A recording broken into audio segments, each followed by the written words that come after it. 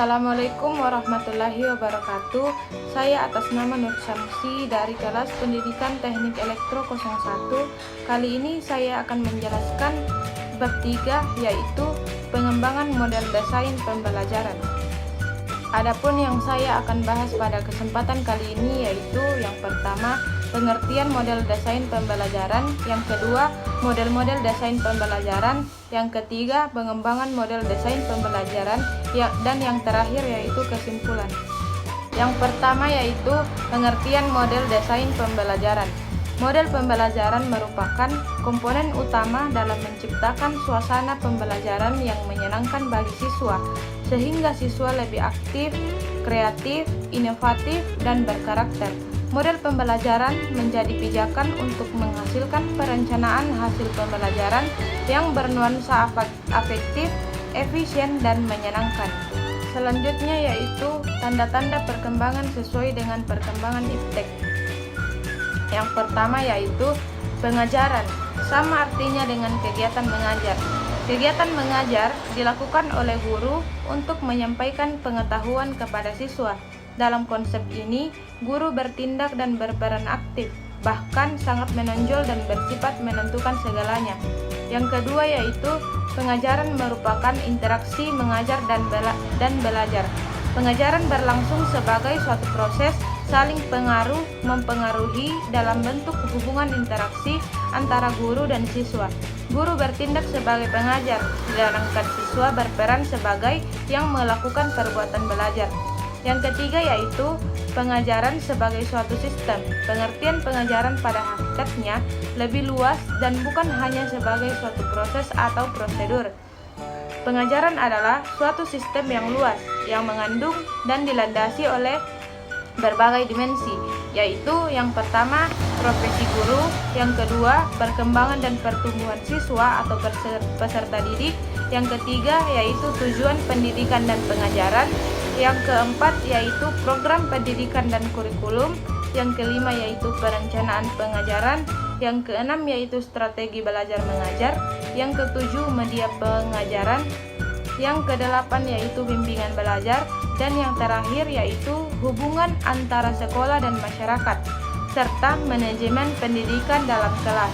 Selanjutnya yaitu strategi pembelajaran yang dapat dikembangkan oleh guru, yaitu strategi yang pertama yaitu pembelajaran penerimaan atau reception learning, yang kedua yaitu pembelajaran penemuan atau discovery learning, yang ketiga yaitu pembelajaran penguasaan atau mastery learning, dan yang terakhir yaitu pembelajaran terpadu atau unit learning. Selanjutnya yaitu model-model desain pembelajaran. Yang pertama yaitu teori belajar konstruktivisme. Konstruktivisme adalah cara belajar dan pembelajaran yang fokus pada upaya memaksimalkan pemahaman peserta didik. Yang kedua yaitu teori belajar humanistik. Teori humanistik lebih menekankan pada bagaimana memahami persoalan manusia dari berbagai dimensi yang dimilikinya, baik dimensi kognitif, afektif, baik pun psikomotorik. Yang ketiga yaitu teori behaviorisme. Teori ini secara umum melihat sosok atau kualitas manusia dari aspek kinerja atau perilaku yang dapat dilihat secara empirik. Inti dari teori behavioris ini terletak pada upaya memahami perilaku secara total. Selanjutnya yaitu prosedur pengembangan tingkah laku. Yang pertama yaitu ada yang dinamakan shaping. Kebanyakan yang diajarkan di kuliah adalah urutan tingkah laku yang kompleks, bukan hanya simple response. Tingkah laku yang kompleks ini dapat diajarkan melalui proses shaping. Bila dosen membimbing mahasiswa menuju pencapaian tujuan dengan memberikan reinforcement pada langkah-langkah menuju keberhasilan, maka dosen itu menggunakan teknik yang disebut teknik shaping. Yang kedua yaitu modeling. Modeling adalah suatu bentuk belajar yang dapat diterangkan secara tepat oleh classical conditioning maupun oleh operant conditioning. Dalam modeling, seorang individu belajar menyaksikan tingkah laku orang lain sebagai model. Selanjutnya yaitu pengembangan model desain pembelajaran.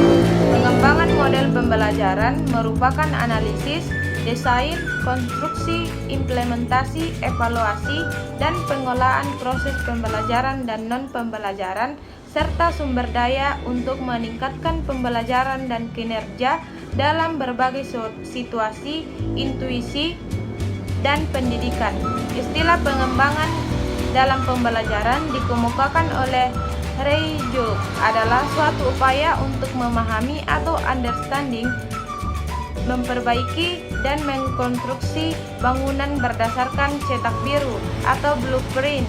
Melalui proses pengembangan tersebut, dimungkinkan diperoleh suatu produk baru dalam pendidikan, baik berbentuk perangkat lunak atau software sebagai program pembelajaran, maupun perangkat keras atau hardware seperti media pembelajaran. Selanjutnya yaitu komponen utama dalam pengembangan model pembelajaran. Yang pertama yaitu kondisi pembelajaran mencakup A. Karakteristik pembelajaran yang meliputi tujuan pembelajaran dan karakteristik mata pelajaran. B. Karakteristik siswa. Yang kedua yaitu metode pembelajaran mencakup yang pertama yaitu strategi pengorganisasian bahan pelajaran, meliputi antara lain bagaimana merancang bahan untuk keperluan belajar mandiri. Yang kedua yaitu strategi penyampaian, meliputi media pembelajaran, interaksi pembelajar dengan media, dan bentuk pembelajaran yang terdiri dari kegiatan pra-pembelajaran, kegiatan pembelajaran atau penyampaian materi, prosedur kegiatan pembelajaran. Yang ketiga yaitu strategi pengolahan pembelajaran yang terdiri dari penjadwalan penggunaan strategi pembelajaran. Dan yang terakhir yaitu pengembangan prosedur pengukuran hasil pembelajaran, mencakup ada 3 aspek yaitu efektivitas, yang kedua efisiensi, dan yang ketiga yaitu daya tarik pembelajaran. Selanjutnya yaitu pengembangan model instruksional. Yang pertama yaitu model David Merrill. Model pembelajaran David Merrill ini dimulai dengan model desain instruksional yang menunjukkan lingkungan belajar yang efektif. Yang kedua yaitu model Robert Jackne. Peristiwa pengembangan model pembelajaran yang dikembangkan oleh Jackne berdasarkan 4 fase yaitu fase perhatian, fase retensi, fase reproduksi, dan fase motivasi. Dan yang ketiga yaitu model Garralds dan Ellie. Cocok diterapkan untuk lembaga pendidikan karena model pembelajaran ini merupakan produk teknologi pendidikan yang menghasilkan perencanaan pembelajaran yang sistematis. Terakhir yaitu kesimpulan. Adapun kesimpulan yang dapat kita ambil dari kesempatan kali ini yaitu pembelajaran merupakan sebuah hal yang teramat penting dalam kehidupan manusia. Pembelajaran memiliki fungsi utama sebagai penurunan nilai dan norma dari orang tua kepada anak, juga sebagai penyalur atau transfer ilmu dan informasi dari tenaga pendidik kepada para peserta didik. Pada hakikatnya, pembelajaran ini dapat kita artikan sebagai sebuah kegiatan belajar mengajar yang melibatkan berbagai komponen yang terkait seperti tenaga pendidik, peserta didik, dan juga komponen lainnya. Oleh karena itu, hal inilah yang diperlukan kerjasama yang baik antara guru dan peserta didik. Guru harus betul-betul memahami model pembelajaran yang diterapkan di dalam kelas, sehingga jika ada peserta didik yang tidak paham akan model pembelajaran tersebut, maka guru dapat menjelaskannya dengan baik. Mungkin hanya itu yang dapat saya sampaikan pada kesempatan kali ini. Kurang dan lebihnya mohon dimaafkan. Wassalamualaikum warahmatullahi wabarakatuh.